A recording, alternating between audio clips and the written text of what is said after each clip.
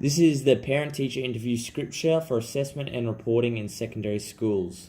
I will be playing the role of the teacher, as expected, and I have cast the role of the parent. Don't judge her acting. Alright, we'll begin in 3. Good afternoon, Susan. I'm Jesse, Rick's mathematics teacher. It's great to finally put a face to the name. Hi Jesse, same goes with you. I've been looking forward to being able to talk to you about Rick. Thanks for the emails as well throughout the term. I've been happy to hear how Rick has improved.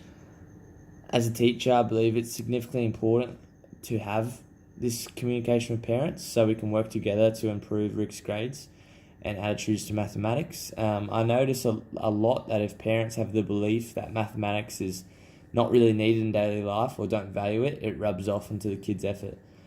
So I'm very happy to see how dedicated you are to improving Rick's grades. This shows, as compared to last year, he has moved leaps and bounds with the quality of his work. I called you in today just to discuss the assessment piece. Yeah, I read that on his task sheet. I'm just wondering how after so much improvement he only received a C on his assessment.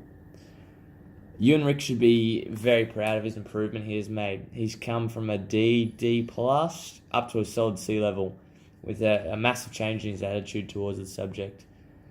As you can see, this is Rick's summative assessment. I've let you look at it. He received a C grade for this piece based on the criteria. Rick shows procedural fluency and understanding by continuously finding the correct solutions to volume and surface area formulas. He does this when assessing the original can and his new design. In the problem solving and reasoning, he does provide some good justification on his choices and some basic modelling, like his can design, which is good. The issue here for Rick is he needs to take the next step, which I believe he could do, especially in an assessment like this. I just wanted to know why you think Rick could have done better in this assessment and what he could have done to improve his grade. That's a good question, Susan. I think it's really important you're aware of this so we can work together to further improve Rick's grade. Rick is a visual learner and thrives on these sort of real-world examples. I think in the future we can work on getting Rick to focus on targeting the criteria better to get a better grade. This is where Rick could have improved. I think Rick could demonstrate more procedural fluency and understanding by showing all his working. Like the working he didn't show the formula, how he came up with those specific answers and where he got the information from. For the surface area and cost equations of the new can, instead of making a blanket statement and providing an answer, showing the workings in formulas would have showed better conceptual understanding. Lastly, I think Rick needs to demonstrate mathematical language better, like centimeters squared for surface area and units like that, which has weighed his grade down. If we look at modelling and problem solving, we can see that Rick could provide more demonstration of this. Like here, showing the can and dimensions more expansively could have improved his mathematical modelling grade.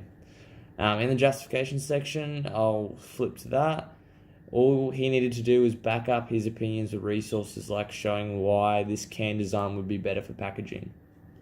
So it seems like there's a fair bit to worry about here. Look, I'm extremely proud of how far Rick's come, and I do sound like I'm being hypercritical, but I know and believe these are improvements he can make. I truly believe he's very intelligent and more effort he could do extremely well. I wanted to make it clear the points he could work on so we could together improve his future learning. Next semester we're looking at geometric reasoning, which is graphs, lines and angles.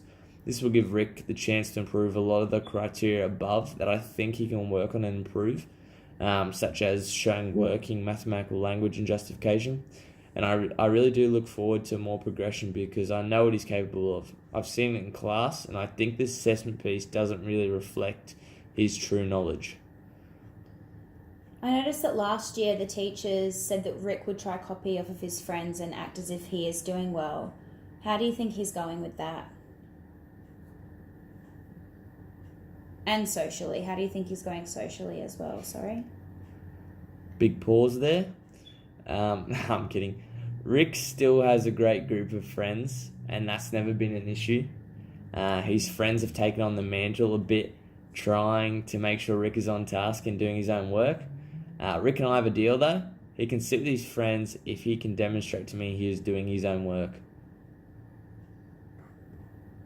That's great. I'm glad you're looking out for him socially as well as in the classroom. I just want to make sure Rick keeps his friends and isn't moved from them, you know? I think although they could hinder his academics, I think if they're not there, he wouldn't bother. No worries. I understand that personal health is just as, if not more important than the academic results. So yeah, we've definitely worked on making sure that Rick is still with his friends. Is there anything else we could be working on at home? No, not really. I believe we covered all this earlier in the term. I'm glad to say there has been improvements with Rick's attitude towards mathematics, and there has been a group effort between the both of us for this. Was there anything else you wanted to discuss today? No, I think you've covered everything. Thank you. I still have your email and phone number, and if I think of anything else later, I'll get in touch. No problem. Thanks for meeting me this morning. If there's anything else you're concerned with, don't hesitate to contact me.